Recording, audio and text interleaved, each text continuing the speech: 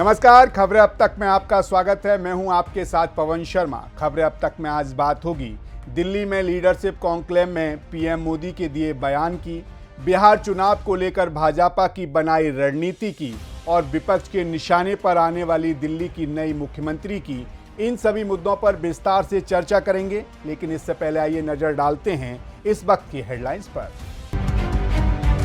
सरकार हमारी है, हमें काम करने दीजिए, अतिशी पर सीएम रेखा गुप्ता का पलटवार। महाकुंभ से लौट रही पप्पू यादव की भांजी की सड़क हादसे में मौत, रोते दिखे पूर्णिमा सांसद। सोनिया गांधी हॉस्पिटल से हुई डिस्चार्ज, दिल्ली के अस्पताल में चल रहा था इलाज। पीएम मोदी ने किया शोल लीडरशिप कॉन्क्लेव का उद्घाटन, भूटान पीएम रहे मौजूद। राहुल गांधी के साथ आने वाली बात पर मायावती का पलटवार, कांग्रेस को बताया जातिवादी। विकसित भारत के लिए सोल की भूमिका अहम, लीडरशिप कॉन्क्लेव में बोले PM. India's got latent case, Rakhi Sawant को महाराष्ट्र साइबर सेल ने भेजा सम्मन। गुजरात के कच्छ में भीषण हादसा, निजी बस और ट्रक की टक्कर, 7 की मौत। आज भी सस्ता हुआ सोना चांदी, 85,000 सोना तो 96,000 पर पहुंची चांदी। लगातार चौथे दिन टूटा बाजार, सेंसेक्स 424 अंक गिरा, निफ्टी 22,800 के नीचे। तो चलिए शुरू करते हैं खबरों का सिलसिला और बात करते हैं अपनी पहली खबर के बारे में। प्रधानमंत्री नरेंद्र मोदी ने आज शुक्रवार को नई दिल्ली के भारत मंडपम में सोल लीडरशिप कॉन्क्लेव के पहले संस्करण का उद्घाटन किया। इस दौरान पीएम मोदी ने कहा कि आपको याद रखना है कि आपकी दिशा क्या है, आपका लक्ष्य क्या है। स्वामी विवेकानंद का जिक्र करते हुए पीएम मोदी ने कहा, स्वामी विवेकानंद को यकीन था कि अगर 100 अच्छे लीडर उनके पास हैं तो वह न सिर्फ देश को आज़ाद करा सकते हैं बल्कि भारत को दुनिया का नंबर 1 देश बना सकते हैं। इसी मंत्र को लेकर हम सबको आगे बढ़ना है। वहीं सम्मेलन के पहले संस्करण में चीफ गेस्ट के तौर पर आए भूटान के प्रधानमंत्री ने पीएम मोदी की जमकर तारीफ की। उन्होंने पीएम मोदी की तारीफ करते हुए कहा, मैं दुनिया के सबसे महान नेता प्रधानमंत्री नरेंद्र मोदी के नेतृत्व के बारे में सीखूंगा। पीएम मोदी जी, मैं आपके एक बड़े भाई की छवि में देखता हूं, जो हमेशा मेरा मार्गदर्शक करते हैं और मेरी मदद भी करते हैं। सुनिए उन्होंने क्या कुछ कहा। Prime Minister, my elder brother, every time I have the opportunity of meeting you, I'm overcome with joy. Your Excellency, Prime Minister, my mentor, every time I meet you, I'm inspired to work even harder as a public servant.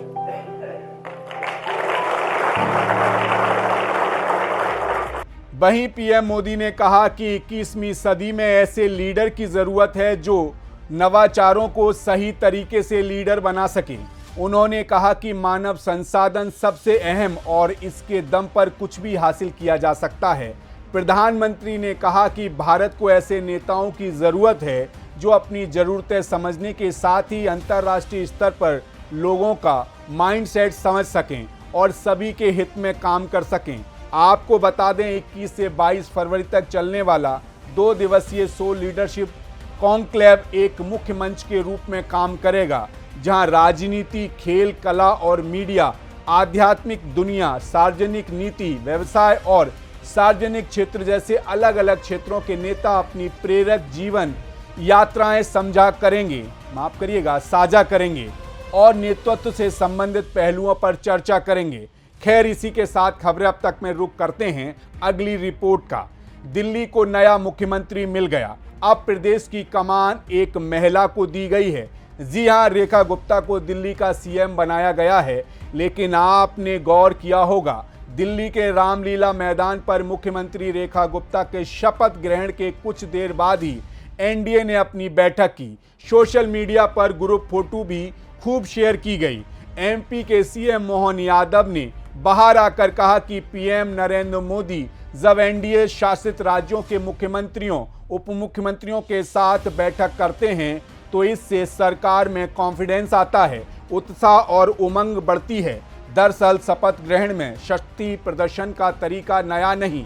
Congress भी मौका मिलने पर अपने सहयोगियों के साथ ऐसा मंच तैयार करती है, लेकिन भारतीय जनता पार्टी ने अब आगे का मिशन भी सेट कर दिया है। जी हां, महाराष्ट्र, हरियाणा, अब दिल्ली में सरकार बनने के बाद बिहार की बारी है। दिल्ली में एनडीए की महान जुटान में सीएम नीतीश कुमार भले ही नहीं आए, लेकिन उनके प्रतिनिधि जरूर मौजूद थे। नीतीश कुमार यात्रा के चलते नहीं आए थे और बजट के कारण उत्तर प्रदेश के सीएम योगी आदित्यनाथ भी नहीं पहुंच सके। दिल्ली जीत से उत्साहित भारतीय जनता पार्टी के नेतृत्व वाले एनडीए ने बिहार और पश्चिम बंगाल सहित आगे के सभी विधानसभा चुनाव मिलकर लड़ने का संकल्प लिया। पीएम ने एनडीए की बैठक में एक हैं तो सेफ हैं का संदेश भी दिया। ये बैठक इसलिए भी महत्वपूर्ण हो जाती है क्योंकि हर महीने सहयोगी दलों, खास तौर से नीतीश कुमार और चंद्रबाबू नायडू के साथ भारतीय जनता पार्टी के संबंधों, महाराष्ट्र में सीएम देवेंद्र फडणवीस और डिप्टी सीएम एकनाथ शिंदे के बीच मतभेद की खबरें और अटकलें लगाई जाती रहती हैं। देखा जाए तो दिल्ली में एनडीए के नेताओं ने एक साथ ये मैसेज देने की कोशिश की कि वे एक हैं। प्रधानमंत्री नरेंद्र मोदी की अध्यक्षता में हुई इस बैठक में तमाम मुद्दों पर चर्चा हुई और गठबंधन की एकता पर जोर दिया गया। बैठक में केंद्रीय गृह मंत्री अमित शाह, आंध्र प्रदेश के मुख्यमंत्री एन चंद्रबाबू नायडू, उप मुख्यमंत्री पवन कल्याण, शिवसेना प्रमुख एकनाथ शिंदे सहित दूसरे घटक दलों के नेता भी शामिल हुए। खैर, इसी के साथ खबरें अब तक में बढ़ते हैं अगली रिपोर्ट की ओर। दिल्ली में 27 साल के बाद भारतीय जनता पार्टी ने शानदार वापसी की है और एक बार फिर किसी महिला को मुख्यमंत्री बनाया गया है। जी हां, भारतीय जनता पार्टी ने रेखा गुप्ता को प्रदेश की कमान सौंपी है। अब तक तो अरविंद केजरीवाल और उनके साथी एलजीबी सक्सेना से ही उलझे रहते थे। अब उनका निशाना मुख्यमंत्री रेखा गुप्ता हो गई हैं। कांग्रेस की बात करें तो वो भी ऐसा ही करेंगी। राजनीतिक विरोध के कारण पहले कांग्रेस के निशाने पर आम आदमी पार्टी नेतृत्व हुआ करता था, लेकिन अब कांग्रेस का टारगेट भी बदल जाएगा। मुख्यमंत्री रेखा गुप्ता ही निशाने पर होंगी। हालांकि मुमकिन है कि केजरीवाल ने निशाने पर आगे भी मुख्यमंत्री के साथ साथ एलजी ही रहेंगे, लेकिन दिल्ली की बात होगी तो मामला अब रेखा गुप्ता के इर्द गिर्द ही खत्म हो जाएगा। रही बात पीएम मोदी और बीजेपी अमित शाह के निशाने पर लेने की, तो केजरीवाल को कोई और रास्ता निकालना पड़ेगा और यही बात कांग्रेस पर भी लागू होगी। अब इसे सहयोग समझिए या प्रयोग, रेखा गुप्ता भी आतिशी की तरह मुख्यमंत्री बनने वाली पहली बार की विधायक हैं। 2025 के दिल्ली विधानसभा चुनाव में भारतीय जनता पार्टी के रमेश बिधूड़ी को हराकर आतिशी दूसरी बार विधायक बनी हैं, जबकि उनके नेता केजरीवाल और मनीष सिसोदिया अपनी सीट भी नहीं बचा पाए।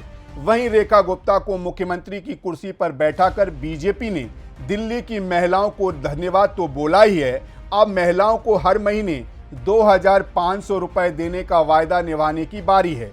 नई भूमिका मिलने के बाद रेखा गुप्ता के मामले में भी करीब करीब वैसा ही होने वाला है। जाहिर है रेखा गुप्ता अब अपने कामकाज के लिए सीधे निशाने पर होंगी। जाहिर है आने वाले दिनों में अस्पताल, स्कूल, कानून व्यवस्था पर भी भारतीय जनता पार्टी को खास तौर पर ध्यान देना होगा।